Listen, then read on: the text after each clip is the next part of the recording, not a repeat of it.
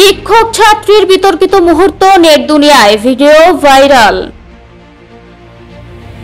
মেহেরপুরের গাংনী উপজেলার হাড়াভাঙা এইচবি মাধ্যমিক বিদ্যালয়ের প্রধান শিক্ষক রাজু আহমেদ ও দশম শ্রেণীর এক ছাত্রীর অনলাইনে পরকীয়ার ভিডিও ভাইরাল হওয়ায় সোশ্যাল মিডিয়ায় তোলপাড় সৃষ্টি হয়েছে।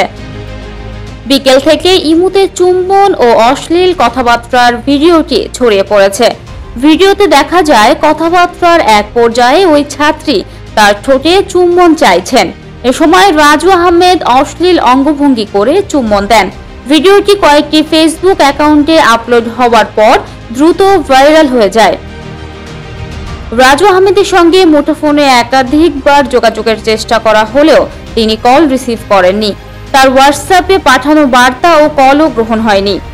গাংনী উপজেলা নির্বাহী কর্মকর্তা আনোয়ার হোসেন জানান, ভুক্তভোগী ছাত্রীর পরিবারের পক্ষ থেকে লিখিত অভিযোগ দিলে ব্যবস্থা নেওয়া হবে। তারা চাইলে আদালতেও যেতে পারেন।